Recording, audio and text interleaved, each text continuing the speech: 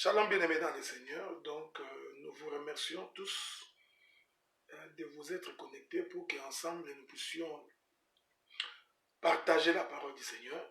Donc, que la gloire soit rendue à Dieu, qu'il nous accorde le souffle de vie, qu'il nous garde et qu'il nous protège. Et nous bénissons le Dieu de gloire parce qu'il a encore permis qu'en ces jours, nous puissions ensemble avec vous partager la parole du Seigneur.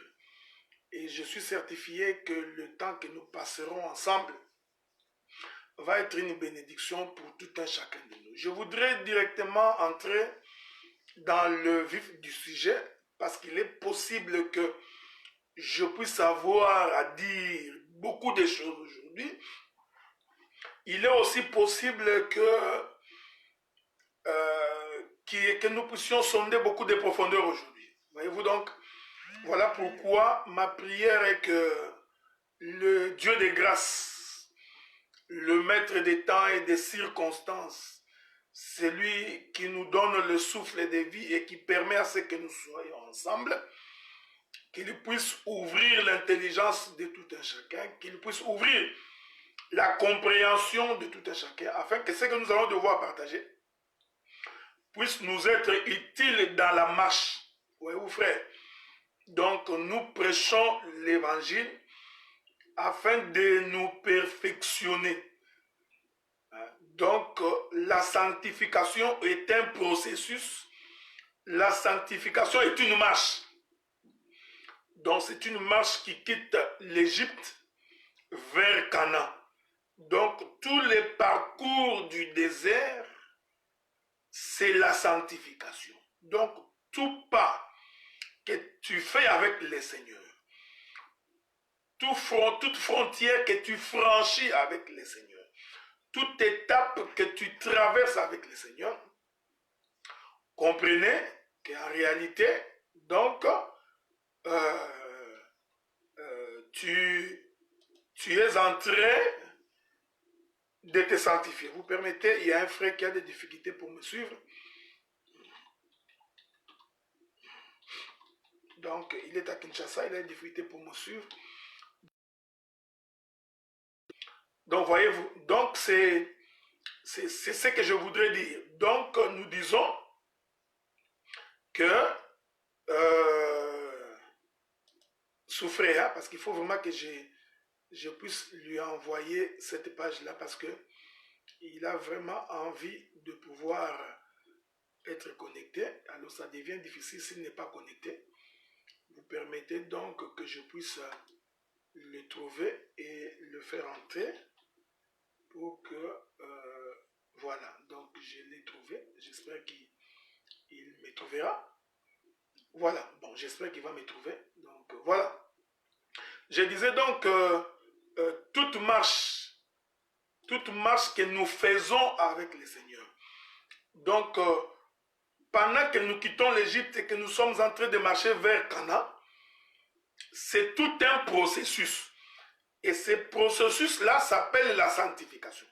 Donc, la sanctification est une marche qui quitte l'Égypte vers Canaan. Or, vous allez comprendre que dans cette marche, il y a des difficultés. Dans cette marche, il y a des rébellions. Dans cette marche, il y a des révoltes. Dans cette marche, il y a des murmures. Dans cette marche, il y a des tumultes. Il y a le soleil. Il y a des combats. Toutes ces choses font partie de la marche. C'est pourquoi j'ai toujours dit, ce n'est pas la présence des combats au milieu de nous qui pourrait attester que nous n'avons pas Dieu. Ce n'est pas parce qu'il y a des difficultés. Cela veut dire que nous n'avons pas Dieu. Bon, il y a un frère qui m'a traité d'un aventurier. Vous comprenez? Nous sommes encore dans la marche. Donc, dans cette marche, il y aura toujours des gens qui seront de voix impolies. D'autres n'auront pas un peu de manière. D'autres, ça fait partie de la marche. Donc, les bien-aimés Gustave, pour lui, la sanctification, ce n'est pas porter une bague d'alliance. Je ne voudrais pas entrer dans ces détails-là parce que je trouve que c'est une distraction qui va nous amener nulle part. Donc, la sanctification, bien-aimés, comme je disais, c'est l'abandon du péché. Donc, c'est la capacité qu'a un homme d'abandonner les péchés pour arriver dans le royaume des cieux. Donc, le but ultime de la prédication, le but ultime du message, c'est que l'homme doit quitter l'Égypte. Vous comprenez? Donc, le salut de l'homme passe par le fait qu'il faut abandonner l'Égypte. Il faut que le cordon ombilical soit coupé. Est-ce que vous comprenez ce que nous disons? Voilà pourquoi quand Israël a traversé, il a quitté l'Égypte, il a fallu premièrement qu'Israël traverse la mer Rouge. Et nous disons cette traversée de la mer Rouge, voyez-vous, c'est la coupure du cordon ombilical. De telle sorte que celui qui rentre dans la marche du désert, même s'il a envie de rentrer en Égypte, il ne pourra pas rentrer parce que le cordon ombilical a été coupé. Donc, je précise pour dire, frère béni le Seigneur, donc la véritable sanctification, c'est le fait que nous avons quitté l'Égypte et nous marchons vers Canaan. Et je continue pour dire que pendant que nous faisons cette marche vers Canaan, il est possible que nous puissions afficher certaines faiblesses. Il est possible qu'il y ait des imperfections. Il est possible qu'il y ait des contradictions. Cela fait partie de la marche. Jusqu'à ce que nous allons arriver à Canaan. Donc voilà pourquoi quand nous prêchons l'évangile dans le souci de ce que nous soyons des hommes sanctifiés, des hommes qui vivent la vie de la sainteté, les hommes qui ne se plaisent pas dans les péchés, les hommes qui ne sont pas dans le vol, dans la cupidité, dans l'impudicité, dans l'adultère, dans l'ivrognerie, dans la débauche. Voyez-vous, nous prêchons pour que ces choses-là nous abandonnent. Mais souffrez maintenant que nous puissions rentrer sur notre texte de base. Parce que je vous ai dit que nous parlerons de beaucoup de choses. Rentrons d'abord dans les livres de Josué, dans son chapitre 6. Nous allons prendre le verset 11, verset 12, 13, 14, 15 et 16. Il est écrit, je commence par le verset 11. L'arche de l'Éternel fit le tour de la ville, elle fit une fois le tour, puis on rentra dans les camps et on y passa la nuit. J'aime bien la Bible parce que je vous ai dit que le doctorat, c'est cette capacité d'entrer dans les détails. Voyez-vous, c'est cette capacité d'entrer dans les détails. Vous savez, quand on a vieilli, on n'est plus agité comme des petits enfants. Et j'ai toujours dit au bien-aimé que quand tu es ministre, l'insulte, les injures font partie de la récompense ministérielle. Donc, un ministre doit être habitué aux insultes, aux injures. Il faut être habitué, ok? C'est pas grave. Je disais que le verset 11 dit, l'arche de l'Éternel fit le tour de la ville. Elle fit une fois le tour, puis on rentra dans les camps et on y passa la nuit. Quand vous lisez le verset précédent, les versets précédents disent que ce sont les sacrificateurs qui portaient l'arche qui vont faire le tour de la ville une fois par jour. Mais le verset 11 dit, c'est l'arche de l'Éternel qui a fait le tour de la ville. Est-ce que vous me comprenez, frère? Le verset précédent nous dit que ce sont les sacrificateurs portant l'arche qui ont fait le tour de la ville. Mais le verset 11 vient nous dire que ce ne sont pas les sacrificateurs qui ont fait le tour de la ville. En réalité, c'était l'arche de l'Éternel lui-même qui a fait le tour de la ville. Est-ce que vous comprenez? C'est ici que nous voulons pour préciser. Or, vous allez remarquer que les sacrificateurs sont les porteurs de l'arche. Donc, quand on regarde sous une vision terrestre, on a l'impression que ce sont les sacrificateurs qui marchaient. Est-ce que vous comprenez ce que nous disons, frère? Mais quand tu lis le verset 11 dit, c'est l'arche de l'Éternel qui a fait le tour de la ville. Or, nous comprenons que les pieds des sacrificateurs constituent les pieds de l'arche. Est-ce que vous me suivez? Je vous ai dit d'être très attentif parce que nous allons sonder les intestins de Dieu. Est-ce que vous comprenez ça?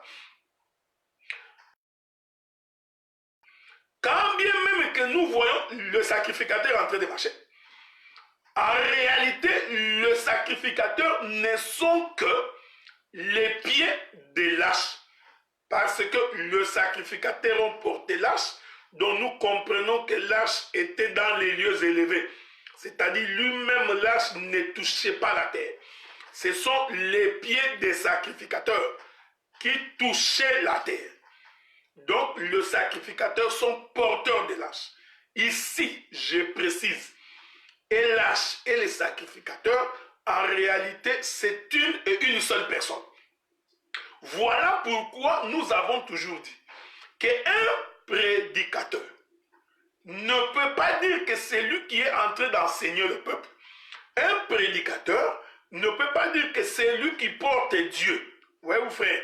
Non, non. Un homme ne peut pas porter Dieu et conduire Dieu. Ce n'est pas pendant que tu marches, pendant que tu te promènes, que tu puisses dire pendant que je suis ici, je marche, j'ai Dieu. Moi, je conduis Dieu. Ce sont des langages de la Bible. Voyez-vous, frère? Parce que quand tu vas insulter, tu ne vas pas avec Dieu. Quand tu vas te prostituer, tu ne vas pas avec Dieu. Donc, est-ce que vous comprenez ce que nous disons? Donc, nous voulons dire ceci. Il y a vraiment des gens qui sont incapables de se calmer. Hein? Non, laissez le frère Gustave tranquille. Vous comprenez? Donc, nous passons. Laissez le frère Gustave tranquille. Quand il aura des arguments solides, il viendra, nous allons partager sur ces choses. Donc, c'est toujours pas intéressant de partager avec des exaltés sur des questions dont ils ne maîtrisent pas les fondements. Parce que vous savez, frère, la Bible, c'est la pensée de l'écriture. Ce n'est pas la répétition noir sur blanc. D'abord, l'écriture noir sur blanc, il n'en aura pas. Mais supportez les frères, nous sommes dans la marche. Ok? Bien-aimé, merci Stéphane. Supporte les frères, continuons d'abord. Maintenant, j'ai dit ceci. Donc, bien-aimé Gustave, nous t'aimons beaucoup, t'inquiète pas. Même quand tu as dit, moi je t'aime beaucoup. Le verset 11 nous dit que c'est l'arche qui a fait le tour de la ville. Donc, nous comprenons que les pieds des sacrificateurs constituent les pieds de l'arche. Donc, l'arche est un corps qui a des pieds, et les pieds, ce sont les sacrificateurs. Voilà pourquoi même lorsqu'ils voulaient traverser la mer Rouge, l'Écriture dit, les sacrificateurs, tout en portant l'arche, ont mis les pieds dans l'eau, et l'eau s'est fendue en deux pour permettre à Israël de pouvoir passer. Suivez-moi. Parce qu'ici, je vais balancer la nuit. Donc, il a fallu que le pied des sacrificateurs touche l'eau pour que l'eau puisse s'ouvrir. Et je suis en train de dire, frère, quand le pied des sacrificateurs sont en train de toucher l'eau, en réalité, il y a ici l'œuvre de la croix qui s'accomplit. Les pieds des sacrificateurs, c'est Golgotha. Bon, je vais aller doucement afin que tu ne puisses pas échapper à la connaissance. Je vais aller doucement pour que la chose ne puisse pas t'échapper. Est-ce que vous me suivez? Regardez. Prenons les livres d'Apocalypse. Prenons les livres d'Apocalypse. Cherchez une écriture là-bas, avec votre permission. Vous souffrez, hein? Je vais vous trouver l'écriture. Je suis dans les livres d'Apocalypse. Apocalypse. Voilà, il est écrit ceci.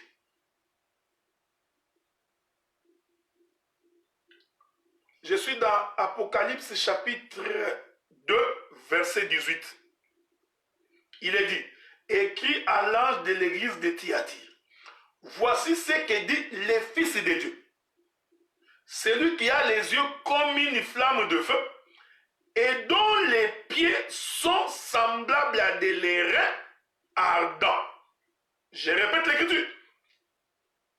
Voici ce que dit le Fils de Dieu. Voyez-vous?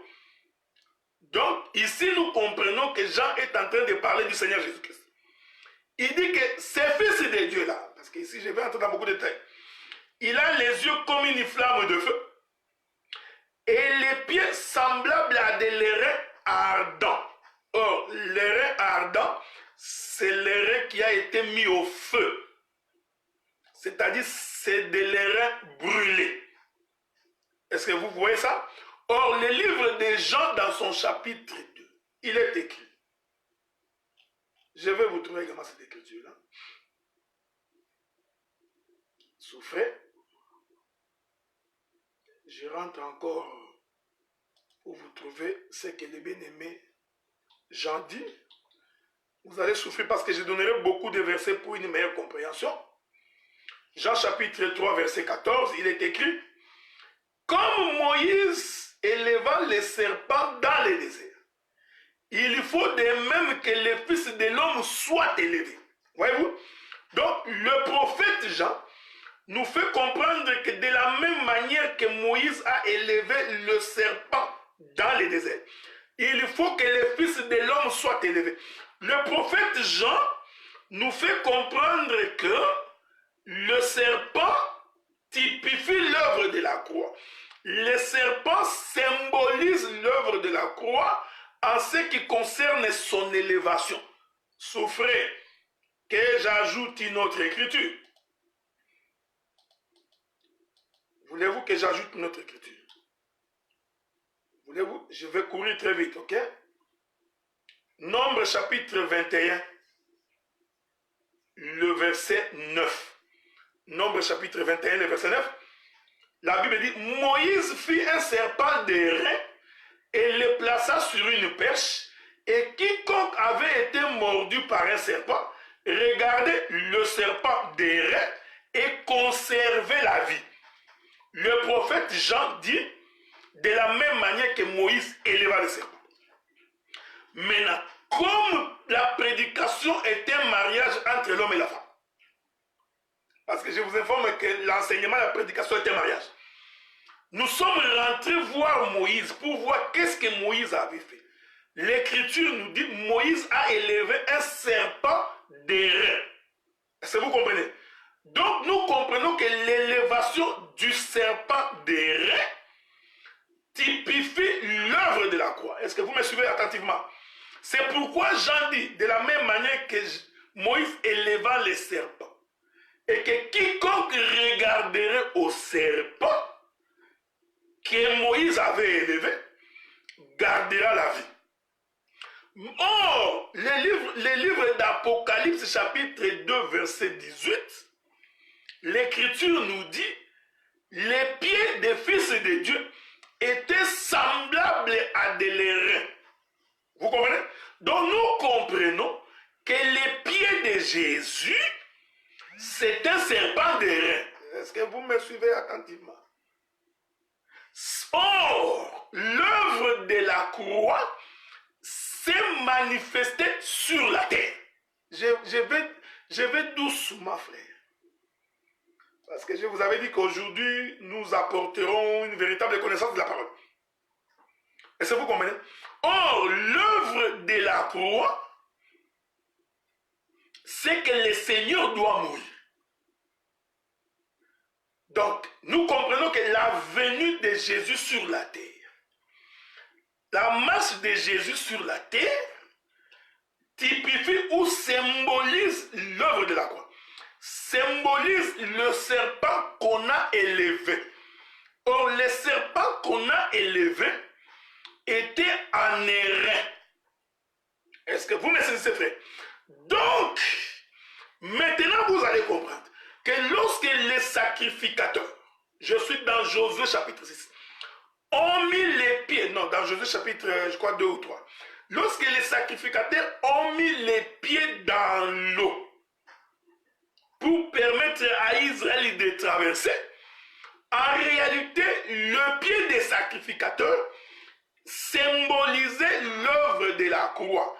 Parce que si Christ n'était pas descendu et qu'il n'avait pas mis ses pieds sur l'eau, vous Vous comprenez ici que l'eau ici représente le monde. Voilà. C'est pourquoi j'ai toujours dit que quand tu lis ta Bible, ce n'est pas partout où tu vois eau. Ça veut dire toujours la même chose. Non. Si vous comprenez ce que nous disons, ce n'est pas parce que partout tu vois pain, que le pain veut dire la même chose. Ce n'est pas partout tu vois l'or. C'est-à-dire que dans tout, l'or veut dire la même chose. Non, faites attention. Est-ce que vous comprenez? J'adore ça. Donc, quand les sacrificateurs mettent les pieds dans l'eau, en d'autres termes, les sacrificateurs ont mis les pieds dans le monde.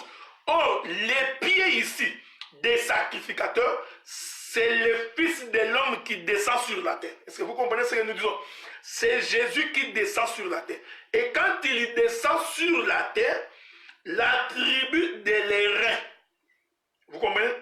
Airain ardent, c'est-à-dire qui est passé par le feu. Or, le baptême du feu, c'est justement l'œuvre de la croix. Est-ce que vous comprenez ça? C'est justement le fait que le Seigneur va mourir.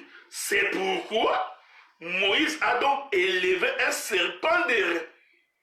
Donc l'élévation du serpent d'airain explique le pied de Jésus. Est-ce que vous me suivez, frère? Je veux que vous compreniez. Donc les pieds ici veut tout simplement dire que Dieu est descendu sur la terre. Dieu marche sur la terre. Or, quand Dieu marche sur la terre, il y a plusieurs événements qui se font. C'est-à-dire que les eaux doivent se séparer. Les eaux doivent être fendues. Est-ce que vous comprenez ce que nous disons? Or, les eaux être fendues permet à un peuple de sortir du monde. Parce que je vous ai dit que l'eau ici représente le monde. Laissez-moi, comme dans mes habitudes, que je vous trouve un verset. Vous souffrez? Je vais essayer de vous trouver un verset si le Seigneur le permet. Souffrez, hein? Je ne sais pas si je vais trouver le verset, mais j'espère que le Seigneur nous fera grâce. Nous trouverons le verset. Comme je n'ai pas l'habitude de bloquer les versets, mais j'espère que je trouverai ces versets-là avec votre permission. Ok, je suis en train de chercher ces versets. Je suis dans Luc chapitre 5, verset 10. Luc chapitre 5, verset 10. Il en est de même de Jacques et de Jean, fils de Zébédée, les associés de Simon. Alors Jésus dit à Simon, ne crains point, désormais tu seras pêcheur d'hommes. Voyez-vous? Donc Jésus dit à Pierre qu'il fera de Pierre un pêcheur d'hommes. Donc Jésus voulait dire à Pierre, le monde que tu vois représente les eaux, représente l'eau, et les hommes qui sont dans l'eau, dans le monde, ce sont des poissons. Est-ce que vous comprenez ça, frère? Donc, j'aime ça. C'est pourquoi nous disons, quand Jésus met ses pieds, quand les sacrificateurs mettent les pieds dans l'eau, il y a toute une dimension prophétique. Il y a toute une panoplie des événements prophétiques qui s'accomplissent. C'est-à-dire, mettre le ciel qui descend sur la terre. Et le ciel qui est descendu sur la terre, c'est le serpent d'airain qui vient mourir. Mais la mort passe par la prédication de la croix, laquelle prédication permet aux hommes qui sont esclaves, retenus dans le monde, retenus dans les eaux, de pouvoir sortir. Est-ce que vous comprenez? En d'autres termes, Paul dit, la prédication de la croix est une folie. Laissez-moi encore vous trouver cette écriture. Je m'excuse, j'ai beaucoup d'écritures à donner aujourd'hui, ok? Hein? Allons trouver cette écriture-là de notre bien-aimé frère Paul. Hein? Je suis dans 1 Corinthiens chapitre 1, le verset 18. Suivez-moi bien. Donc la croix, le serpent, c'est toute une prédication. Suivez-moi attentivement, suivez-moi bien. Donc, les serpents d'airain, c'est toute une prédication. Donc, Corinthiens chapitre 1 verset 18. Car la prédication de la croix, hein, la prédication de la croix est une folie pour ceux qui périssent. Mais pour nous qui sommes sauvés, elle est une puissance de Dieu. Or, je vous ai dit que Jean dit, de la même manière que Moïse éleva les serpents des reins, de la même manière, le Fils de l'homme doit être élevé. Ici, Paul nous dit que la prédication de la croix, donc la prédication du serpent des reins. Donc, le serpent des reins, c'est un prédicateur.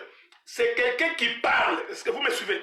En d'autres termes, les pieds de Jésus parlent. Est-ce que vous me suivez, frère?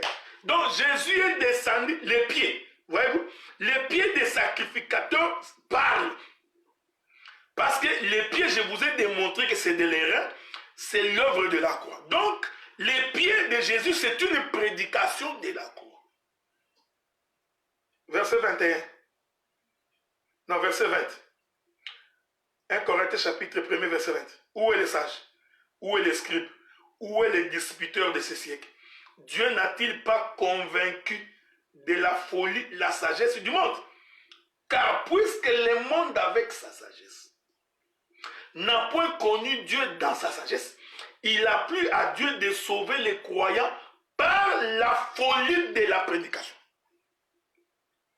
Mais verset 18 dit que cette folie de la prédication, en réalité, c'est la prédication de la croix. Or, la prédication de la croix, c'est le serpent des reins qu'on a élevé. Apocalypse dit que les pieds, c'est ça les reins. Donc, c'est les pieds qui parlent. Voilà pourquoi au jour de la bénédiction de Judas, je vais rentrer là-bas. Genèse chapitre 49. Donc, amenez vos gibecières, vos carquois, parce que vous allez remplir de beaucoup de flèches. 43. Genèse chapitre 49. Je prends le verset 9. Verset 8. Suivez-moi. Judas, tu recevras les hommages de tes frères. Ta main sera sur la nuque de tes ennemis. Et les fils de ton père se prosterneront devant toi. Judas est un jeune lion qui revient du carnage.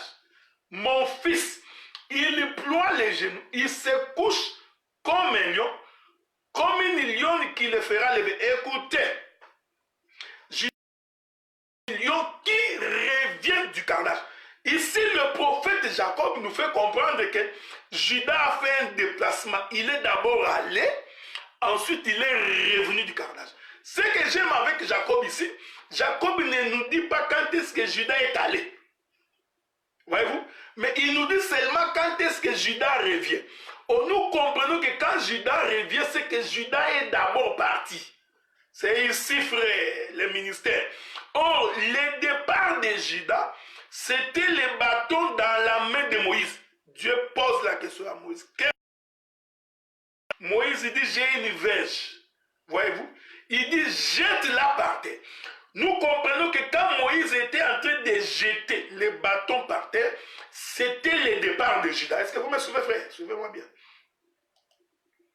Donc, quand il jette, c'est Judas qui s'en va. J'aime ça. J'adore la Bible, frère. J'aime ça. Donc, quand Judas jette, je vais essayer d'arrêter quelque chose dans mon ordinateur ici. Voilà. Donc, quand Judas jette, c'est le départ de Judas. Hein? Quand Moïse est en train de jeter les bâtons, c'est le départ de Judas. Parce que la prophétie dit, Judas, mon fils, qui revient du carnage. Donc, avant de revenir, c'est qu'il est parti. Vous comprenez? Maintenant, j'explique ça, frère. Quand il était parti, c'est que vous n'avez pas vu. C'est ici que je dis, prêcher, ce n'est pas répéter l'écriture. Prêcher, c'est dégager la pensée qui est cachée dans l'écriture. Voyez-vous, frère? C'est que vous n'avez pas compris. Quand Judas est allé, il est allé comme un serpent. En devenant serpent, il quitte le trône, il s'en va comme un serpent. C'est là-bas qu'il doit revenir du carnage. Or, le carnage, vous comprenez, c'est la mort. c'est le combat, c'est l'explosion du sang. Est-ce que vous me suivez, frère? Dieu dit à Moïse, jette ta verge. Quand Moïse jette la verge, dès que la verge touche la terre, cette verge devient un serpent. Vous comprenez? Nous comprenons que c'est les pieds du Fils de Dieu. C'est de l'airain. Voyez-vous, frère? Donc, quand la verge est en train de toucher la terre, ce sont les pieds des sacrificateurs. Parce que je suis toujours dans Josué chapitre 6. Verset 11. L'arche de l'alliance fit le tour de la ville. Or, noir sur blanc, nous n'avons pas vu l'arche faire le tour de la ville. Nous avons vu les sacrificateurs porter l'arche et faire le tour de la ville. C'est ici que j'ai dit, les pieds des sacrificateurs, c'est les serpents. L'arche portée, c'est les lions. Est-ce que vous comprenez? Donc, il y a deux événements qui se font ici au même moment. J'aime ça, frère. Écoutez, suivez-moi bien. Regardez, frère. Quand la verge de Moïse touche le sol, cette verge devient un serpent. Prophétiquement, c'était les pieds en airain.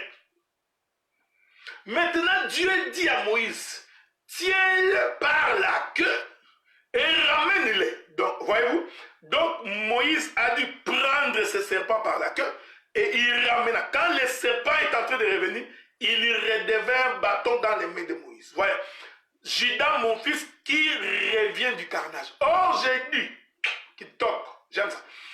Quand la verge touche la terre, en réalité, ce sont les pieds des sacrificateurs. Et en touchant la terre, la verge doit fondre la terre. Laissez-moi vous dire ça, frère. J'aime ça. Quand la verge touche la terre doit subir le poids. Elle doit se séparer. Elle doit sentir la main de l'Éternel. C'est pourquoi j'ai toujours dit, frère, un homme qui a rencontré véritablement le Seigneur, nous devons voir la marque de la vie de Dieu dans sa vie. Il faut que nous lisions les signes de Dieu dans ton existence, dans ta vie et dans ce que tu fais. Est-ce que vous comprenez ce que nous disons, frère? Retournons dans Genèse. Tu reviens du carnage, mon fils. Il ploie les genoux. Il se couche comme un lion. Comme une lionne qui le fera lever. Cette écriture ici nous enseigne beaucoup de choses. C'est-à-dire qu'il est en train de se coucher comme un lion. Comme une lionne. J'aime ça, frère. Donc, le bien-aimé Jacob démontre que Judas est à la fois un lion et une lionne. Oui, frère. Donc, il nous fait comprendre que Judas a une double nature. Voyez-vous? Donc, il est à la fois le lion et la lionne. Or, le lion, c'est celui qui est fort. La lionne, c'est celle qui est faible. Ici, frère, il ne faut jamais être étonné. La lionne, ici, c'est le serpent. C'est la faiblesse. Voyez-vous, frère? Parce que lui qui est... Je suis dans Philippiens chapitre 2. Lui qui était égal avec Dieu. Voyez, c'est le lion. Qui n'a pas considéré comme une proie à arracher d'être égal avec Dieu. Il s'est dépouillé lui-même. Voilà, mes frères. C'est ici que nous disons, nous passons du lion vers la lionne. Le français va te tuer. Parce que tu vas commencer à réfléchir en français. Tu vois, les lions féminins, la lionne. Tu vois, mais comment? Non. Nous expliquons la pensée de l'écriture. Nous expliquons les choses cachées du royaume. Est-ce que vous comprenez? Donc, Judas a une double nature. Judas est à la fois le lion et la lionne. Et dans la lionne, il est en train de se coucher comme une lionne. Ouais, j'aime ça, frère. Donc, il y a le mouvement de se coucher. Il se couche comme un lion. Il est en train d'aller pour se coucher. Et comme une lionne, nous comprenons que quand il se couche, il vient de quitter le trône, il est descendu sur la terre. Parce qu'on ne peut dormir que sur la terre. Vous savez, il n'y a pas moyen parce que j'aurai des difficultés pour avancer. Parce que je suis en train d'ouvrir tellement de chambres que si j'entre dans ces chambres-là, nous aurons des difficultés pour nous en sortir. J'ai dit, on ne peut dormir que sur la terre. Personne ne peut dormir au ciel. Voyez-vous, frère, on ne dort que sur la terre. C'est le lieu du coucher du soleil. Le soleil se lève en Orient. L'Orient, c'est le ciel. Voyez-vous, il vient se coucher en Occident. L'Occident, c'est la terre. Donc nous disons, les lieux de sommeil, là où il faut dormir, c'est sur la terre qu'il faut dormir. Personne ne dormira au ciel. Or, le mouvement de la lionne qui se couche nous explique justement la venue de Jésus qui quitte le ciel et qui descend sur la terre. Et je précise que quand Jésus descend sur la terre, comme une lionne, la lionne là c'est le serpent. J'ai donné beaucoup d'écritures. J'ai expliqué que l'œuvre de la croix, quand Jésus est venu mourir, ça a expliqué la mort de Jésus, c'était le serpent d'airain. Est-ce que vous me comprenez, frère? Je m'en vais doucement. Je voudrais que tu ne sois pas constipé, hein? Que tu n'aies pas de difficultés. Souffrez, que je t'exhorte un peu, frère. L'Éternel a quitté le ciel pour te chercher. Il a quitté le trône pour t'avoir. Il a quitté le ciel pour t'aider. Il a quitté le ciel afin de te trouver. Voilà pourquoi l'Écriture dit qu'au commencement, l'Esprit de Dieu s'est mouvé au-dessus des eaux. Est-ce que vous me suivez? L'Esprit de Dieu qui est en train de se mouvoir au-dessus des eaux. Dieu cherchait un endroit pour mettre ses pieds.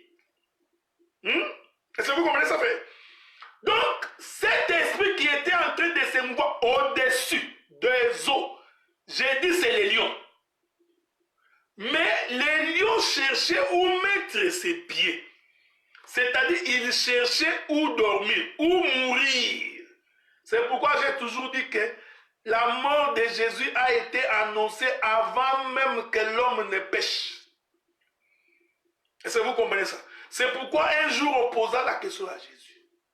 Jésus répond, les oiseaux ont des nids, les renards ont des tanières, les fils de l'homme n'a pas où mettre sa tête. Jésus était en train de parler de sa mort.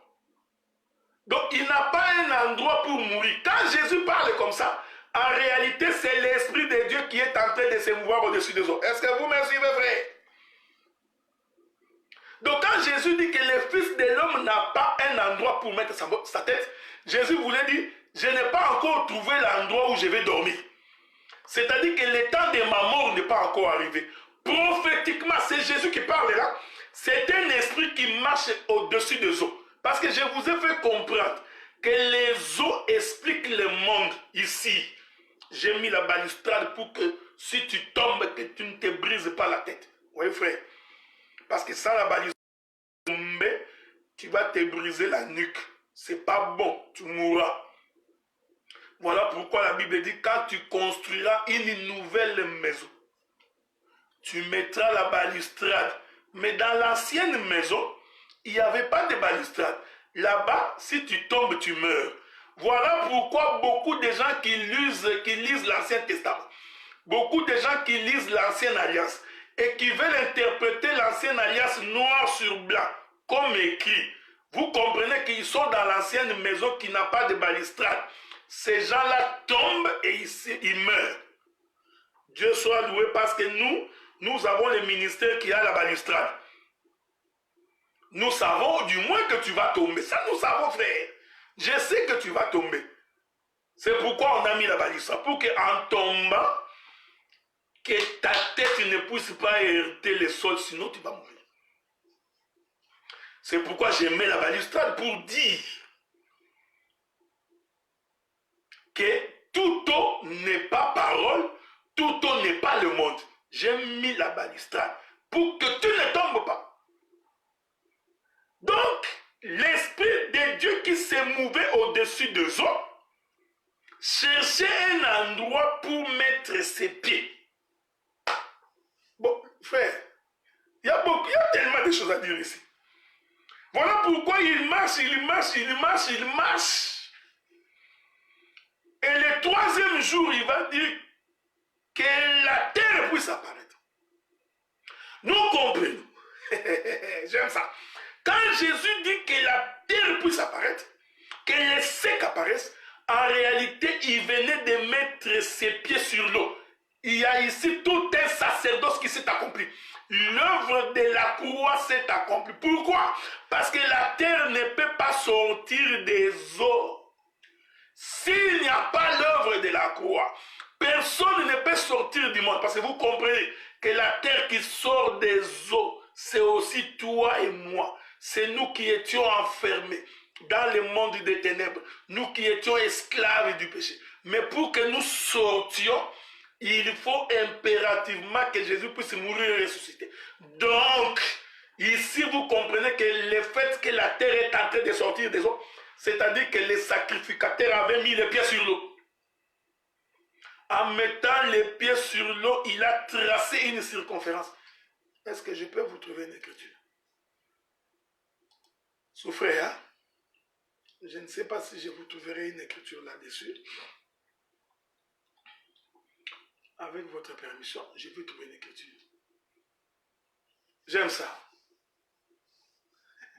Prenons les livres de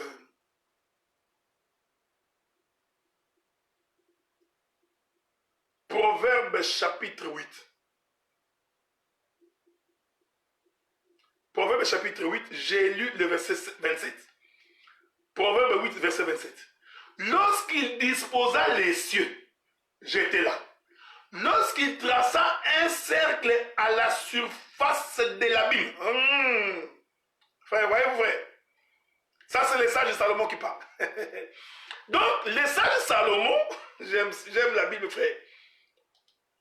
L'Éternel nous fait grâce. Voyez-vous? Les sages de Salomon disent que Dieu avait tracé un cercle sur la surface de l'abîme. Oh, pour comprendre l'abîme, frère, il faut que nous rentrions au commencement. Il n'en était pas ainsi au commencement. Au commencement, l'Esprit de Dieu s'est mouvé au-dessus des eaux. Il n'y avait que des ténèbres à la surface de l'abîme. Est-ce que vous comprenez, frère, ce que nous disons? Donc, l'abîme ici, c'est le monde. Ce sont les eaux, c'est le monde. Donc, il n'y avait que les ténèbres à la surface de l'abîme. Et Proverbe, Salomon dit que l'Éternel a tracé un cercle sur la surface de l'abîme. Donc, le Seigneur a ouvert un trou. Il a pris un couteau, je ne sais pas moi, une lame de rasoir. J'aime ça. Ce sont les pieds des sacrificateurs. Nous comprenons? J'aime ça. Donc, pour tracer un cercle, sur la surface de l'abîme, afin de créer un trou, de créer l'espace, de créer une voie, l'Éternel donc a pris une paire de ciseaux. Il a coupé la surface en faisant un cercle. Or, j'explique que couper les eaux, tracer les cercles, c'est justement le pied des sacrificateurs sur l'eau. Pourquoi? Parce que Josué nous explique que lorsque les sacrificateurs qui portaient l'arche ont mis les pieds sur l'eau, une ouverture s'est tracée. Vous comprenez, nous hommes? Donc un trou. J'aime ça. J'aime ça, j'adore ça. J'adore ça, frère. J'adore ça.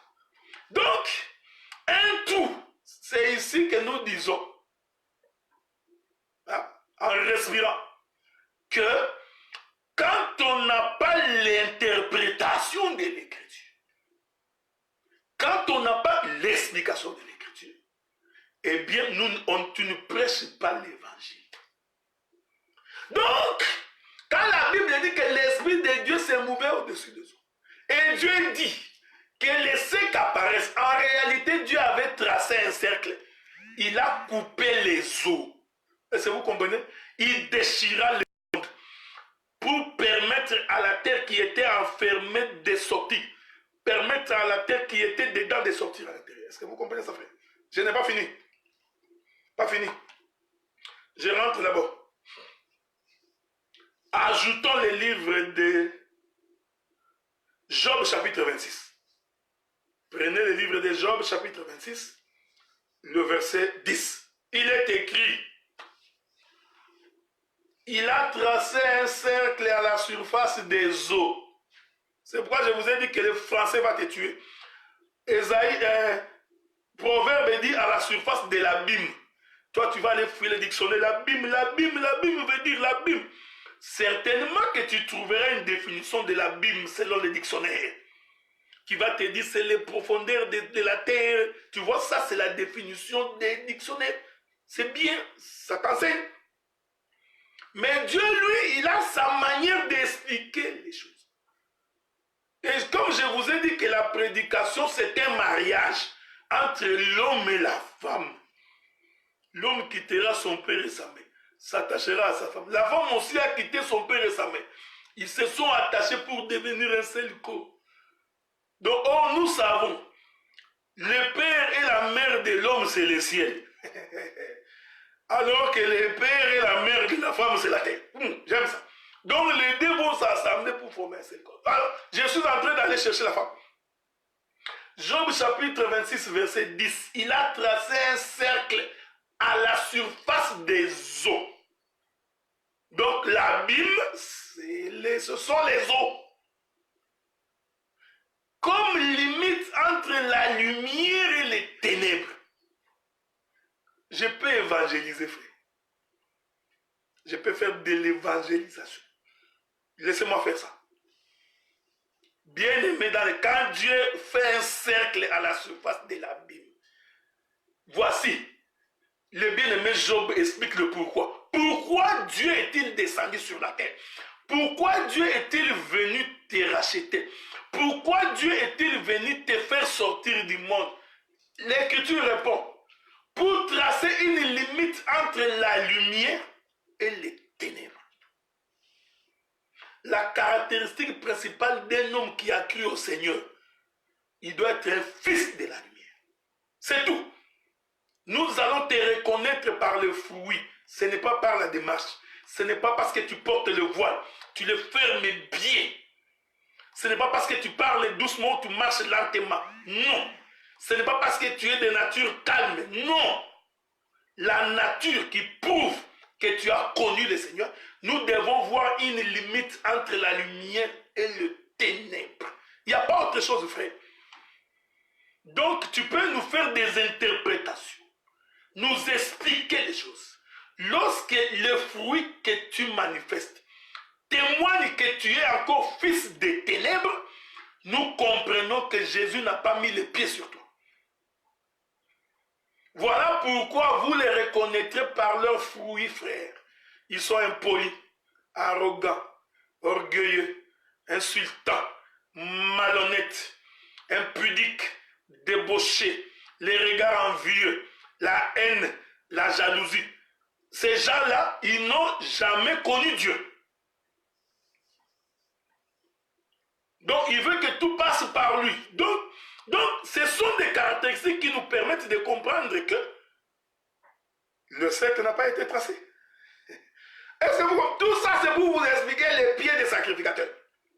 C'est pourquoi, frère, le prédicateur n'a aucun message à donner au peuple.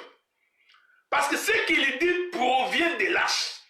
Donc, ça vient de Dieu. Donc, c'est pourquoi la Bible dit, les ciels et son trône, la terre et son marchepied. Faites attention! La terre et son marchepied ne veut pas dire que Dieu va marcher comme ça sur la terre.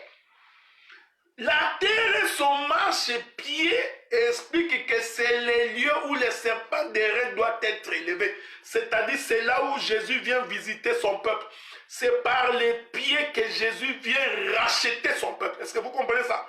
C'est par les pieds. Donc, il est venu sur la terre. C'est pourquoi nous disons, quand Jésus marchait sur la terre, en réalité, c'était les pieds de Dieu.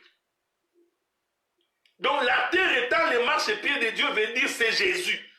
Donc, quiconque veut voir Dieu sur la terre, il doit voir Jésus pendant qu'il marche sur la terre. Or, quand Jésus marche sur la terre, c'est l'œuvre de la croix. Je rentre dans Genèse. Je n'ai pas fini. Rentrons dans Genèse. Genèse, chapitre 49. Genèse 49. Toujours chez Judas.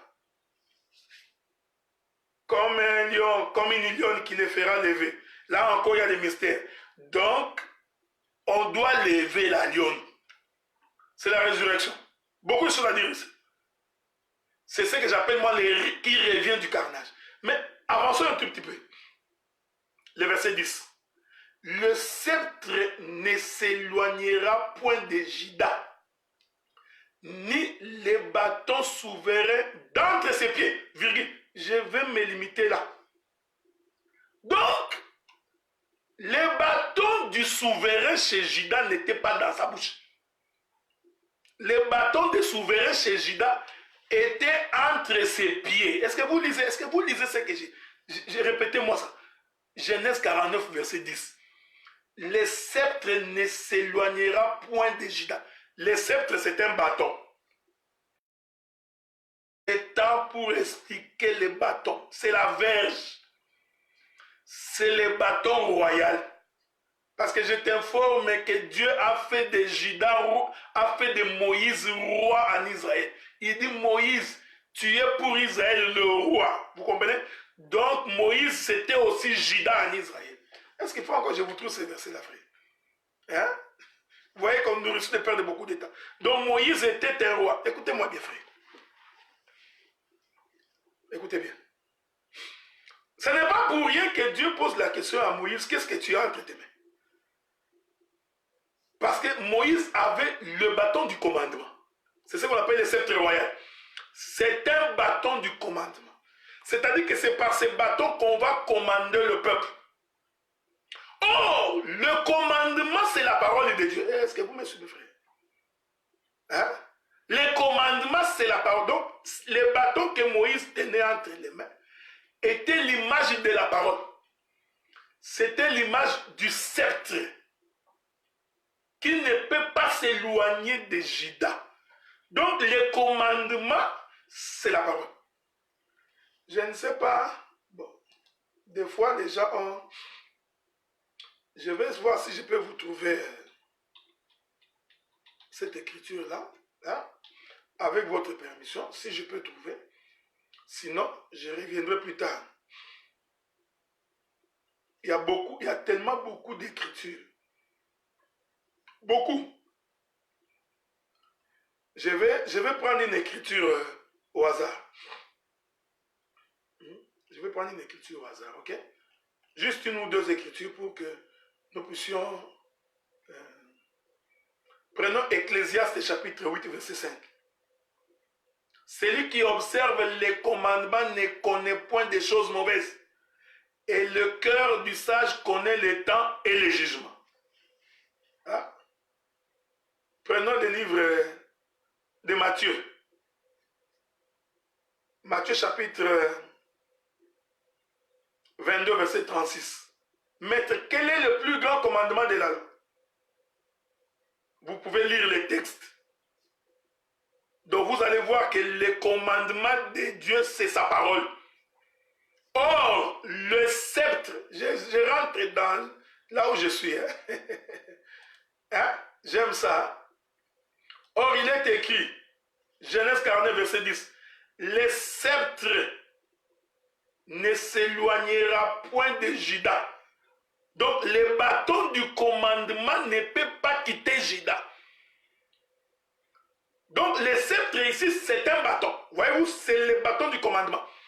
C'est pourquoi, quand Moïse était en train de paître les troupeaux de son beau-père, il avait sa verge entre ses mains. C'était pour donner la direction aux troupeaux, donner la direction aux brebis. Voilà pourquoi nous disons une véritable église du Seigneur. La véritable maison du Seigneur, c'est celle qui est dirigée par la parole, par le bâton de commandement. C'est pourquoi David avait raison de dire, ton bâton et ta houlette me rassurent. Donc, le bâton du commandement. Est-ce que vous comprenez ça? Maintenant, l'Écriture dit dans Genèse chapitre 49, ces bâtons-là, la parole ne peut pas quitter Juda. J'aime ça. Ni les bâtons souverains d'entre ses pieds. Donc, Jacob nous fait comprendre que Juda, son bâton n'était pas dans sa bouche. Donc le bâton de Judas était entre ses pieds. Quelque chose ne marchait pas. Ouais, ça c'est la folie de la prédication qui a confondu la sagesse du monde. Parce qu'il est difficile de comprendre alors que le commandement se donne par la bouche. Donc techniquement, le bâton du commandement, le commandement étant la parole, le bâton du commandement étant la parole provenant de la bouche. Mais Jacob dit, ce bâton-là doit être entre les pieds. J'aime ça. Ni le bâton souverain d'entre ses pieds. Voyez-vous, donc Judas a 2 pieds. Maintenant, entre les 2 pieds de Judas, c'est là où se trouve les bâtons. Voyez-vous comment nous prêchons l'évangile, frère. Donc, or, les 2 pieds de Judas, frère, c'est la loi et les prophètes. Ah, non, c'est la loi et les témoignages. Les prophètes et les apôtres, ce sont les 2 pieds de Judas. Mais le bâton est au milieu.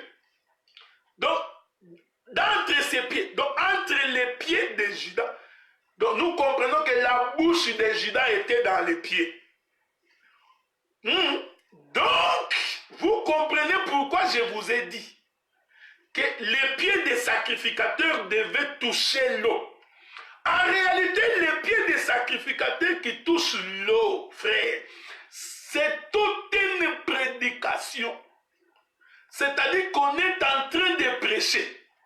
Est-ce que vous comprenez? Donc la prédication s'est faite sur la terre. Ici, frère, beaucoup de gens n'ont jamais compris pourquoi Jésus a lavé les pieds des disciples. Beaucoup. Je ne voudrais pas ici entrer dans une forme de polémique. Mais beaucoup n'ont jamais compris pourquoi Jésus lava les pieds des disciples. Et pourquoi après la mort de Jésus, aucun disciple ne s'est lavé les pieds. Personne ne se sont jamais lavé les pieds. Je garde ça au moment opportun, j'aborderai ça avec beaucoup de détails. Ça, c'est vraiment ne pas comprendre les choses de Dieu. Je me demande quand vous aurez une église de 15 000 personnes, vous allez vous laver les pieds, 15 000 personnes, vous lavez les pieds. Vous ferez 6 mois en train de vous laver les pieds. Est-ce que vous comprenez ce que nous disons? Regardez, frère. Qu'est-ce qui est écrit? Je vais acheter une écriture. Donc, le bâton du commandement de Judas était dans ses pieds. Qu'est-ce que cela veut dire? Cela veut dire la prédication doit être prêchée sur la terre. La prédication se prêche sur la terre. Donc, la bouche a quitté le ciel, la bouche est descendue. Est-ce que vous comprenez ça, frère?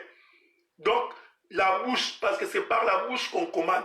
Donc, la bouche vient de quitter la terre qui est descendue. Et cette bouche, c'est les pieds. C'est pourquoi il est écrit quelque part. Attends, je vais vous trouver une écriture. Avec votre regard. Souffrez, hein? Je suis en train de chercher une écriture. C'est vrai que je vais la trouver. Ah, Seigneur Dieu. Ah, est-ce que c'est ça? Attendez. Je ne l'ai pas encore trouvé. Avec votre permission, je vais trouver cette écriture-là. Il y a une écriture, voilà. Dans les livres d'Éphésiens, je crois. Souffrez, hein? Je vais vous trouver une écriture dans les livres d'Éphésiens. Éphésiens.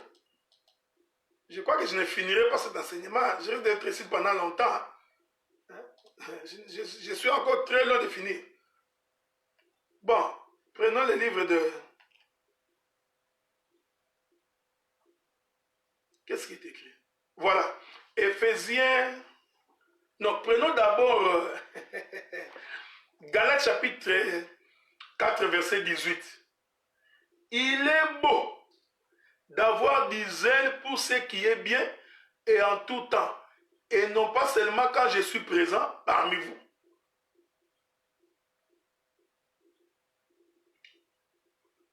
Je vais ajouter notre écriture. Prenons Éphésiens chapitre 6, verset 15. Mettez pour chaussures à vos pieds les ailes que donne l'évangile de paix. Hein? Mettez pour chaussures à vos pieds les ailes que donne l'évangile de paix. Voyez-vous, frère? Or, l'évangile est prêché par la bouche. Mais ici, il y a une autre écriture que je cherche, que je n'ai pas encore trouvée. Je vais la trouver, c'est sûr et certain. Vous comprenez? Donc, mais ayez à vos pieds, hein? Donc mettez pour chaussures à vos pieds les ailes que donne l'évangile. Donc, l'évangile est annoncé par les pieds. C'est pourquoi, lorsque le Seigneur Jésus-Christ envoya les disciples 2 à 2, il leur dit ceci. La maison qui vous accueillera, dites que la paix reste dans cette maison. Mais la raison qui refusera de vous accueillir, vous allez claquer vos pieds. J'aime ça. Je ne sais pas si je vais trouver cette écriture-là. Hein? Je cherche cette écriture. Bon, en tout cas, si vous le trouvez, envoyez-moi plus vite pour que nous puissions avancer. Pour que nous puissions avancer le plus vite possible. Ça nous permettra d'aller plus vite. Je n'ai pas encore trouvé cette écriture-là. Bon, ce n'est pas grave. Je reviendrai. Voilà, non, Marc chapitre 6, verset 11. Marc chapitre 6, verset 11. S'il y a quelque part des gens qui ne vous reçoivent, ni ne vous écoutent, hein? J'aime ça, frère. Les gens qui ne vous reçoivent et ni ne vous écoutent. Oh, je vous ai dit, et j'ai dit que la bouche, c'est les pieds. Selon Genèse chapitre 49, le bâton souverain ne quittera pas les pieds de Judas. Voyez-vous? Or, le bâton, c'est le commandement. Écoutez maintenant. Marc chapitre 6, verset 11. S'il y a quelque part des gens qui ne vous reçoivent, ni ne vous écoutent, retirez-vous de là et secouez la poussière de vos pieds, afin que cela leur serve de témoignage. Il faut vous poser la question. Qu'est-ce que c'est la poussière des pieds peut servir de témoignage? Pourquoi doit-on secouer les pieds? Or, je vous ai dit que les pieds sont porteurs de l'évangile. C'est les pieds qui annoncent. Donc, les pieds est une bouche. C'est pourquoi, bien aimé dans les Seigneurs, j'aime ça. Quand la femme prostituée va briser le parfum d'albâtre qu'il avait entre ses mains, au pied de Jésus, et il va s'incliner et essuyer les pieds de Jésus avec ses cheveux. Donc cette femme avait compris que la prédication est donnée par les pieds. C'est pourquoi j'ai dit dans le livre de Juge chapitre 6, Josué chapitre 6, le verset 11 nous dit que l'âge fit le tour de la ville. Alors que techniquement, ce n'est pas l'âge qui a fait le tour de la ville. Ce sont des sacrificateurs qui portaient l'âge, qui ont fait le tour de la ville. Mais Josué précise qu'en réalité, ce ne sont pas les sacrificateurs qui ont fait le tour de la ville. C'était l'âge lui-même. Donc j'ai expliqué pour vous faire comprendre que les pieds des sacrificateurs constituent les pieds de l'âge. Je te bénis mon frère Roland. Je te bénis. Il est écrit, Romains chapitre 10 verset 15. Ils sont beaux les pieds de ceux qui annoncent l'évangile. Les pieds de ceux qui annoncent l'évangile. Leurs pieds sont beaux. Or, généralement, celui qui a marché à pied, ses pieds sont devenus sales. Ça ne peut pas être beau. Est-ce que vous comprenez ce que nous disons? Ici, le bien-aimé Paul était dans une haute dimension prophétique. Il a expliqué que les pieds, c'est la bouche. Or, les pieds ici, ce sont les pieds des sacrificateurs. Parce que ce sont les pieds des sacrificateurs qui vont fendre l'eau. Ce sont les pieds des sacrificateurs qui te font sortir. Or, j'ai dit, les pieds des sacrificateurs, c'est Christ l'arche lui-même qui est descendu sur la terre. Est-ce que vous comprenez ce que nous disons? Maintenant, retournons. C'est ici que je vais finir bientôt. Écoutez ce qui est écrit. Josué chapitre 6, verset 15. Le 7e jour, ils se levèrent de bon matin, dès l'aurore. Ils firent de la même manière 7 fois le tour de la ville. Ce fut le seul jour où ils firent 7 fois le tour de la ville. Donc, le 7e jour, ils vont faire le tour de la ville 7 fois. Est-ce que vous me suivez? Or, je vous avais dit, lorsqu'ils font le tour de la ville 7 fois, le 7e jour, cela fait le chiffre 49. 7 fois 7. À ce titre, j'avais lu avec vous les livres de Lévitique chapitre 25. Lévitique chapitre 25, le verset 8, il est écrit: tu compteras 7 sabbats d'année, 7 fois 7 années, et les jours de ces 7 sabbats d'année feront 49 ans. Est-ce que vous me suivez, frère? Et le 10e jour du 7e mois, tu feras retentir les sons éclatants de la trompette, le jour des expiations, et vous sonnerez de la trompette dans tous les pays. Vous sanctifierez la 50e année. Vous publierez la liberté dans les pays pour tous les habitants. Ça sera pour vous les jubilés. Chacun de vous retournera dans sa propriété et chacun de vous retournera dans sa famille. Donc, avant le jubilé, l'homme était esclave. Mais ce que j'ai mis dans ce texte ici, le texte nous dit que l'homme doit retourner dans sa famille. C'est-à-dire qu'il était d'abord dans sa famille. Il a donc perdu sa liberté en devenant esclave. Mais là, le jubilé va lui permettre de rentrer dans sa famille. Souffrez que nous nous croisions sur le chemin du jardin d'Éden. Quand Dieu crée Adam, Dieu place Adam dans les jardins. Et la Bible dit que Dieu visitait cet homme. Donc cet homme était dans la présence de Dieu. Et Dieu avait donné à Adam l'autorité sur le jardin. Il dominera. Il va assujettir. Il était donc un roi dans les jardins. L'homme en péchant, lorsqu'il a péché, Dieu va donc les chasser du jardin. Vous comprenez, frère? Donc l'homme venait de perdre sa propriété. Il venait de perdre sa famille. Il venait de perdre ses biens. Est-ce que vous comprenez? Donc il s'agit ici d'Adam. Il s'en va. L'écriture dit que Dieu mit les chérubins à l'entrée du jardin pour empêcher l'homme de rentrer. Ainsi nous comprenons, l'homme s'est retrouvé esclave. Maintenant, il faut que l'homme rentre. Mais pour rentrer, il faut les jubilés. Oh, écoutez bien aimé, les jubilés passent par le son de la trompette. Et les jubilés se déclarent à la 50e année. Est-ce que vous comprenez? Donc, il a fallu premièrement 7 sabbats fois 7 pour faire 49. Et à la 50e année, on doit sonner les jubilés pour que l'homme rentre chez lui. Donc, l'enlèvement, c'est un jubilé. C'est le retour au pays.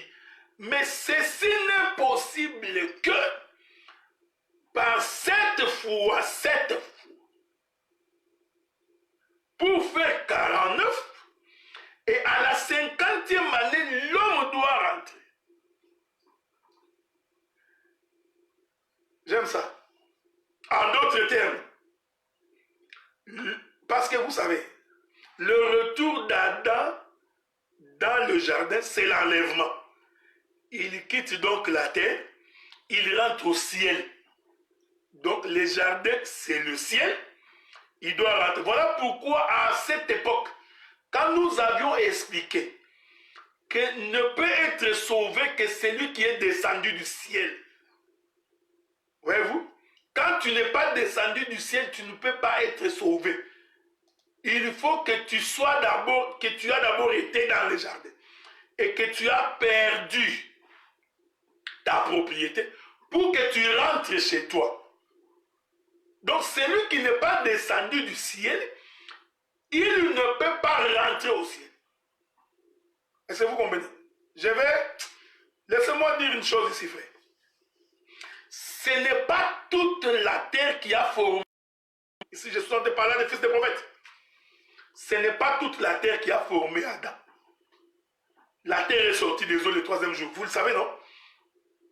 Dieu va prélever une portion de terre. C'est la portion de terre prélevée qui forme Adam. Et c'est cette portion de terre prélevée qui va entrer dans le jardin. Est-ce que vous me suivez? Suivez-moi bien. Suivez. Suivez bien. Donc, il y a eu d'autres portions de terre qui sont restées. D'autres portions de terre qui ne sont pas rentrées dans les jardins. Donc, on a prélevé juste une portion. Et c'est cette portion qui a formé Adam.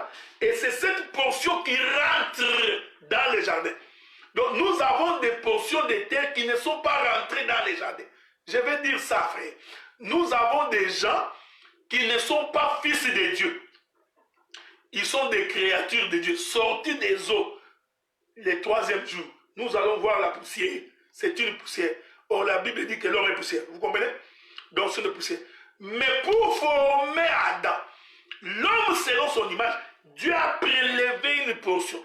Il prélève, il y a une autre portion qui est restée. Cette portion n'est jamais rentrée. N'est jamais rentrée dans les jardins.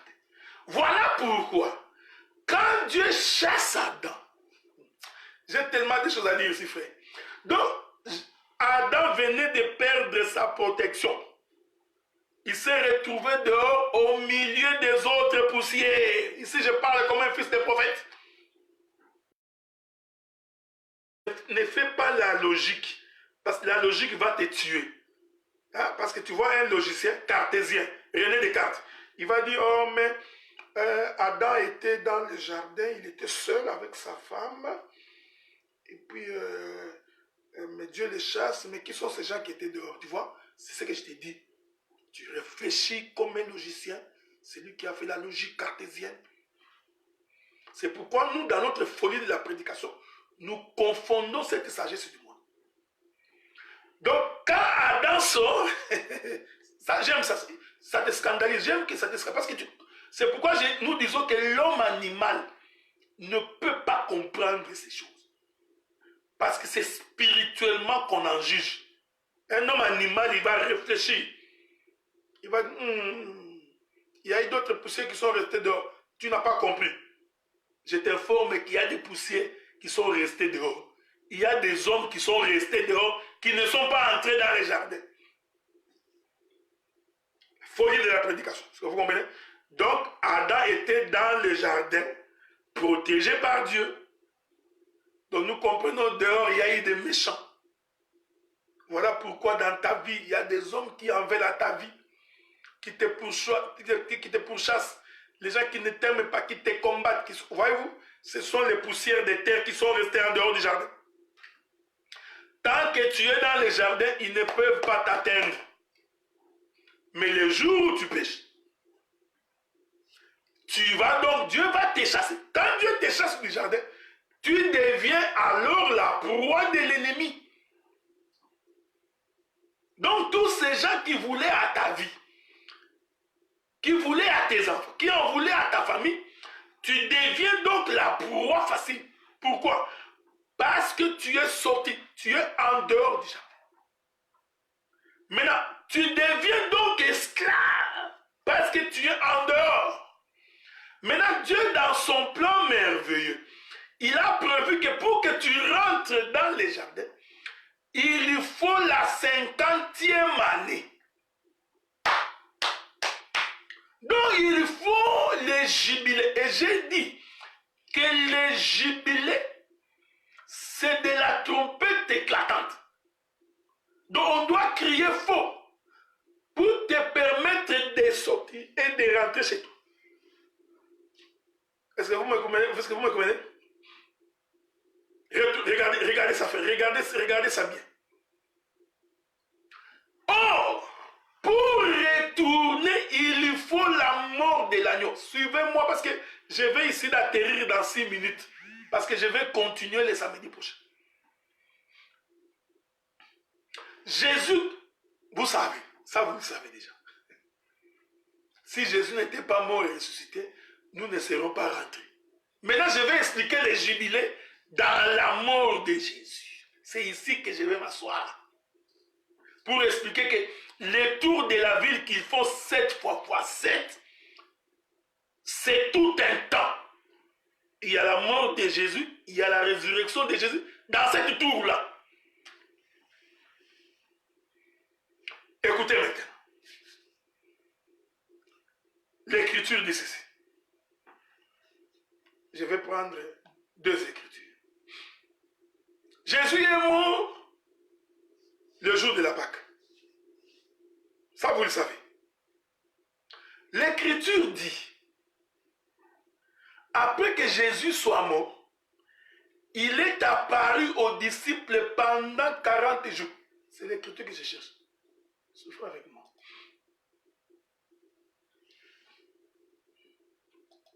Je vais vous trouver cette écriture-là. Souffrez, hein? Je vous aime beaucoup. C'est pourquoi je vous donne des missiles. Ça vous permettra de comprendre ce que je vais dire.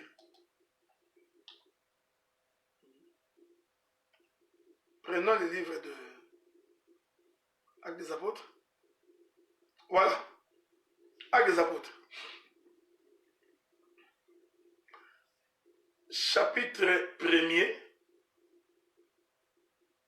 verset 3. Il est écrit. Après qu'il y eut souffert, il leur apparut vivant, en leur en donnant plusieurs preuves, se montrant à eux pendant 40 jours, parlant des choses qui concernent les royaumes. Est-ce qu'on est d'accord? Jésus est mort. Il est apparu aux disciples pendant 40 jours.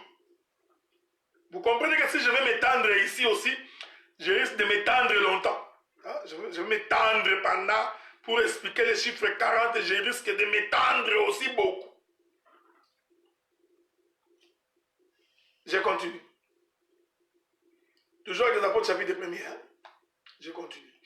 Parce que je veux vraiment que vous compreniez ça.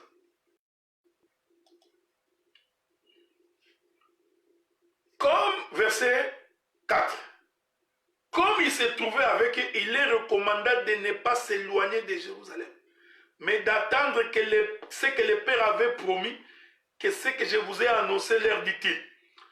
Car Jean a baptisé d'eau, mais vous, dans peu de jours, vous serez baptisés du Saint-Esprit.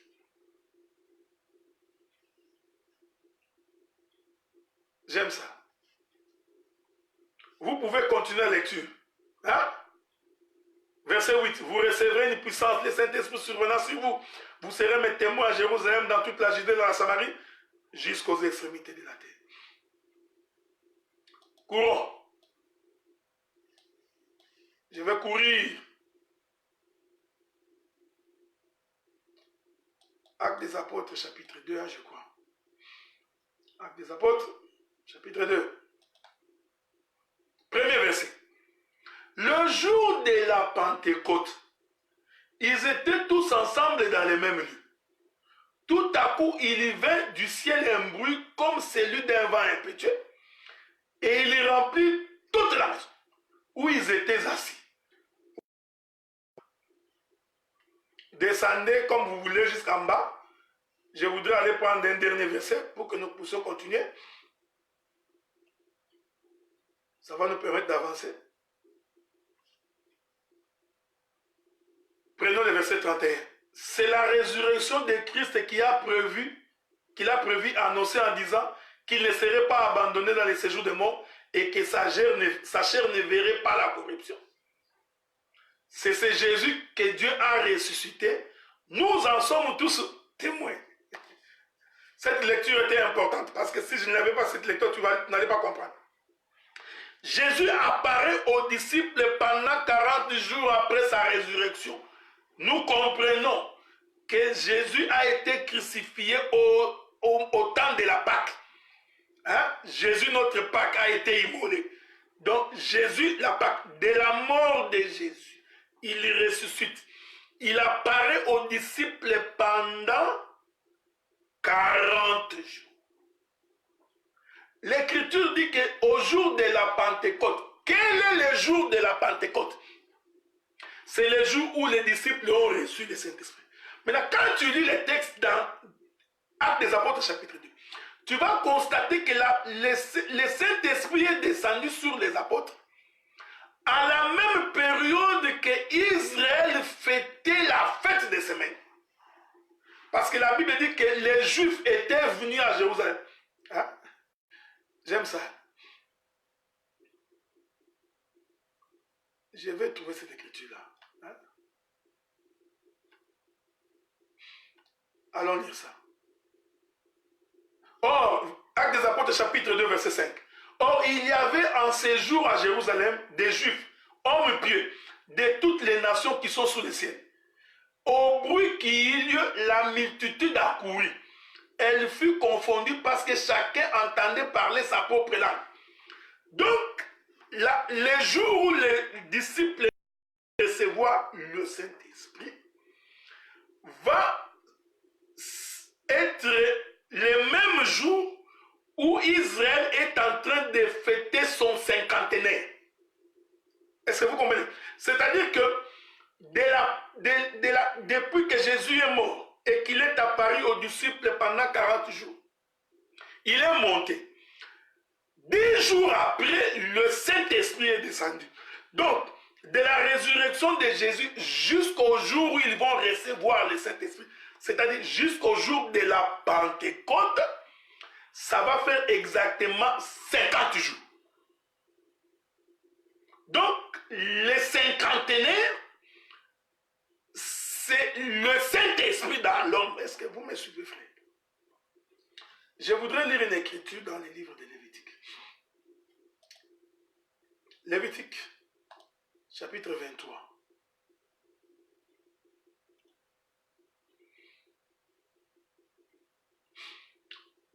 Je prends le verset...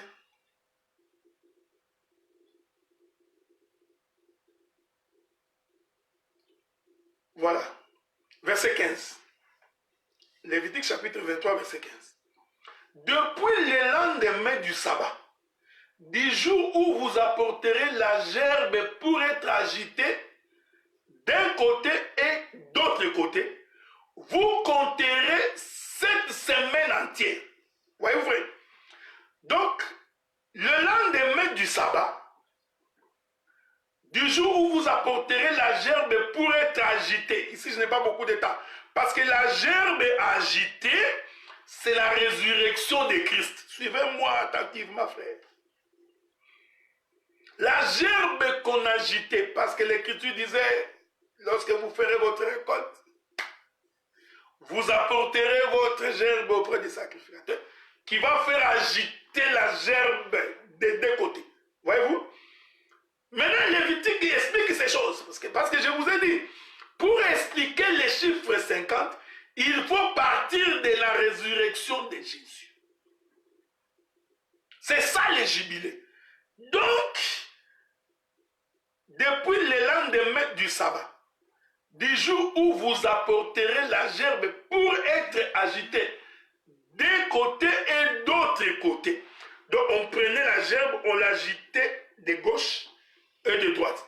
Or, nous disons, la gerbe qu'on agite à gauche et à droite, gauche, les prophètes, droite, les apôtres. Vous comprenez ça? Donc, Ce sont les deux alliances. La gerbe recueillie, c'est la résurrection de Christ. Quand vous allez les recueillir, vous devez l'agiter pour témoigner de la vie. Il doit donc être agité du côté des prophètes et agité du côté des apôtres. C'est pourquoi, frère, nous disons, l'évangile que nous prêchons, c'est le même évangile qui doit être prêché aux apôtres et aux prophètes. Israël écoutera les mêmes sons. Vous comprenez? Donc, ils n'ont pas un autre évangile. C'est pourquoi Paul avait raison de dire, il n'y a pas deux évangiles, il n'y a qu'un seul évangile. Et c'est vous comprenez? Des deux, il n'en a fait qu'un. Donc, maintenant l'écriture dit, à partir du moment où vous agitez la gerbe, ah, j'aime ça. À partir du moment où vous agitez la gerbe, vous comprenez que c'est la résurrection de Christ. Maintenant, vous compterez 7 semaines entières. Verset 16. Vous compterez 50 jours jusqu'au lendemain du 7e sabbat et vous ferez à l'Éternel une offrande nouvelle. Voyez-vous, frère? Donc, du moment où vous agiterez la gerbe, vous compterez 50 jours. Donc, à partir du moment où la gerbe est agitée, vous allez donc compter 50 jours jusqu'au lendemain du 7e sabbat. Et vous ferez à l'Éternel une offrande nouvelle. Est-ce que ça vous arrive? Hein? Sois calme. La vidéo va être sur YouTube. Va relire, réécouter, relire, réécouter. Parce que je suis vraiment... Hein? Ouais, frère, c'est ça le ministère. Ici, j'enseigne. J'enseigne. Vous comprenez? Parce que c'est le temps qui nous manque pour expliquer les fêtes de l'Éternel. Donc, cette fête ici, de Lévitique 23, verset 16, l'offrande qui s'est faite au 50e jour, coïncidait avec la descente du Saint-Esprit, coïncidait avec la Pentecôte. C'est pourquoi on appelle Pentecôte la fête du cinquantenaire. Est-ce que vous comprenez? Donc, les spirituels, un homme rempli de l'esprit à 50 ans.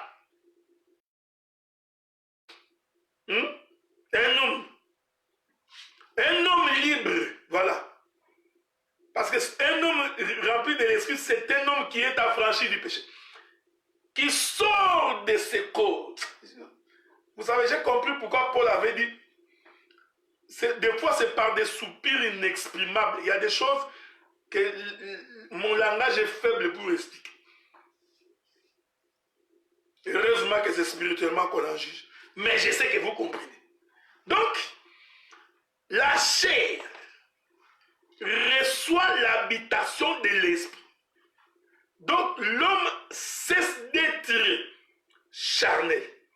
Il devient spirituel le 50e jour. C'est ça les jubilés. Donc, les jubilés, c'est l'homme qui était esclave du péché et qui sort de la vie, qui sort de l'esclavage. Donc, nous comprenons en réalité quand Israël est en train de sortir de l'Égypte. Ça, j'en parlerai le samedi prochain. J'en parlerai le samedi prochain. Ok? Parce qu'après avoir mangé la Pâque, 10 jours après, il y a une fête. Hein? On en parlera. Donc, est-ce que vous comprenez ce que nous disons? Donc, ici, la Pentecôte coïncidait avec la fête du cinquantenaire. En d'autres termes, la Pentecôte, c'est un jubilé. C'est le retour au pays. Nous avons maintenant récupéré notre propriété. Nous sommes devenus des hommes spirituels. C'est pourquoi ces jours-là, Jésus dit aux pharisiens, Le jour où il a vu mon jour, il a tressailli de joie. Écoutez ce que les pharisiens ont dit. Je vais lire ça. Je crois que c'est dans Jean chapitre 8. Hein?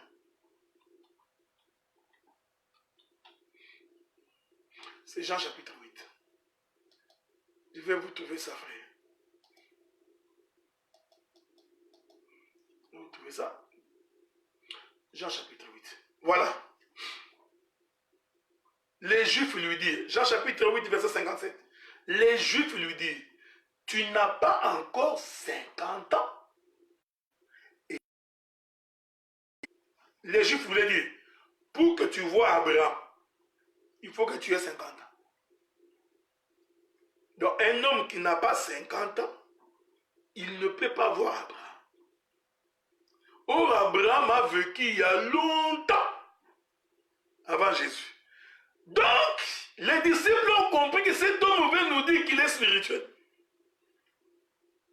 Est-ce que vous comprenez ça? Donc, le jubilé, c'est le cinquantenaire.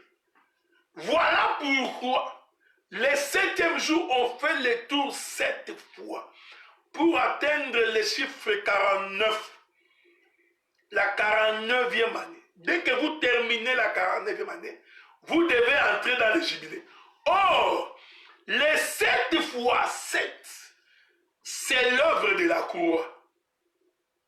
C'est le temps où la terre est en train d'être préparée. C'est le temps où la terre est en train d'être faite. C'est le temps où l'œuvre de la croix est en train d'être accomplie. Je voudrais vous trouver... il y a une écriture, j'aime ça. Laissez-moi vous trouver cette écriture-là. Je vais finir par là pour aujourd'hui. Il est écrit ceci.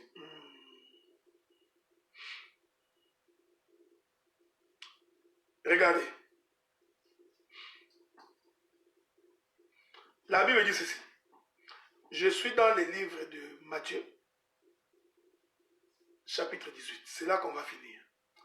Matthieu, chapitre 18. Matthieu, chapitre 18. Nous allons commencer à partir du verset 21, je crois. Voilà.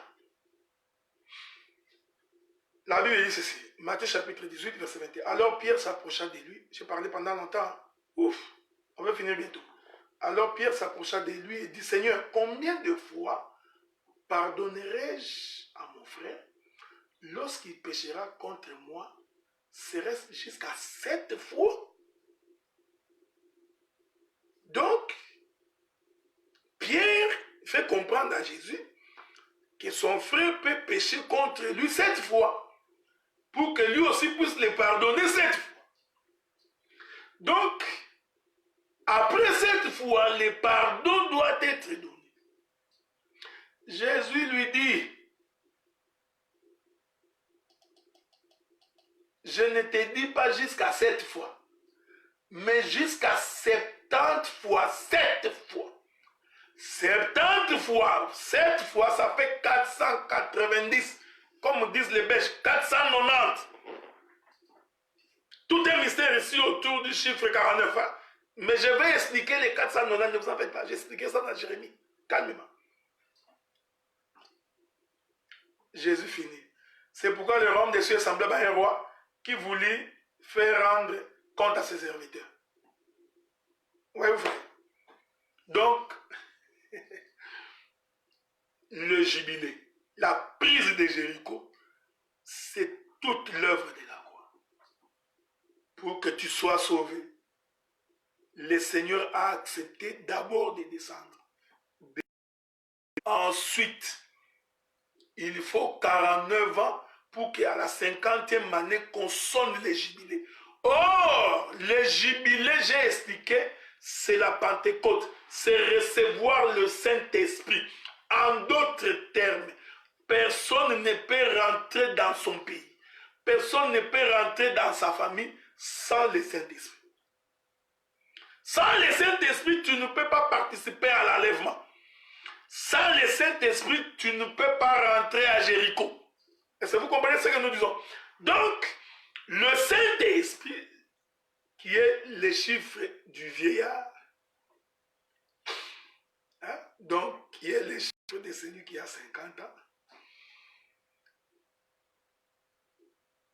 Bon, je vais laisser ça. On en parlera plus tard. Sans le Saint-Esprit, tu ne peux pas rentrer. Voilà pourquoi nous disons que cette prise de Jéricho, c'est... Est-ce que vous comprenez ça? Et l'Écriture dit, vous entrerez chacun devant soi. Pendant ce temps, on sonnera de la trompette. Oh, je l'ai dit, pour que les jubilés s'accomplissent, il a fallu qu'on sonne de la trompette. Avec éclat, avec du bruit, pour que chacun rentre droit devant nous. Voilà, bien aimés dans le Seigneur, ce que j'ai voulu partager avec vous cet après-midi, ce soir, cette nuit pour ceux qui nous suivent de Kinshasa. J'espère que les bergers Ben étaient en ligne. Hein, mon bien-aimé pasteur Ben qui est au Congo. J'espère que tu étais en ligne. Ça a été long. Vraiment, je sais que tout pour vous qui êtes au Congo, avec les mégas, c'est pas facile, mais si tu as été là, que Dieu te bénisse abondamment. Donc, c'est comme je disais, nous continuons notre collecte pour la radio. Je crois que les frais pour les sites web et pour la radio, nous l'avons déjà totalisé. Nous avons cet argent-là. Tout a été donné au concepteur du site web et de la radio. Il est en train de travailler dessus. Tout ce qui nous reste maintenant, c'est juste l'argent pour l'ordinateur, laptop, Mac. Je crois que dès qu'eux aussi auront fini, nous pourrons à ce moment-là lancer la radio pour que chacun de nous puisse intervenir. J'aurais bien voulu que dans cette radio, que les sœurs aussi interviennent. Hein, donc, essayez d'intervenir, trouver quelque chose à dire, trouver quelque chose à communiquer avec nous. Créez également vos émissions chrétiennes. Ça va être enrichissant également pour le peuple de Dieu. Je crois, réfléchissez là-dessus pour que vous puissiez tous participer également dans cette chose. La radio n'est pas l'église, vous comprenez? Nous ne sommes pas à l'église. C'est comme j'ai toujours entendu des gens. Mais pourquoi cette soeur-là prêche? Il parle des choses de Dieu sur Facebook. Mais Facebook n'est pas l'église, quoi. Donc, voilà un peu. Donc, que Dieu vous bénisse. Donc, nous vous souhaitons de passer un bon week-end. Je profite de l'occasion pour saluer tous les bien-aimés de Montréal également. Donc, avec l'apôtre Franck Omambi. Que Dieu vous bénisse. Les bien-aimés des Gatineaux qui sont avec nous ici. Que Dieu vous bénisse également. Donc, nous vous souhaitons à tous de passer un très bon moment, très bon week-end. Donc, toutes nos interventions, vous les trouverez sur Facebook, ça c'est sûr et certain. Je vais les publier au fur et à mesure. Il y en a beaucoup. Il y en a tellement beaucoup que...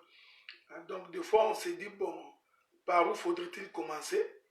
Donc, ce n'est pas facile, mais je crois que le Seigneur, nous faisant grâce, on va y aller étape par étape, motion par motion, jusqu'à ce que nous aurons... Alors, il y a trop de vidéos, donc même nos prédications sur les 4 fleuves dans les jardins d'Éden, donc on ne l'a même pas encore fini parce qu'il y en a encore beaucoup à publier. Au reste, je vous souhaite donc de passer un très bon week-end. Pour ceux qui vont prier demain, que Dieu vous bénisse, qu'il vous garde aussi. Donc nous allons nous retrouver la semaine prochaine sous la grâce du Très-Haut. Que Dieu vous bénisse.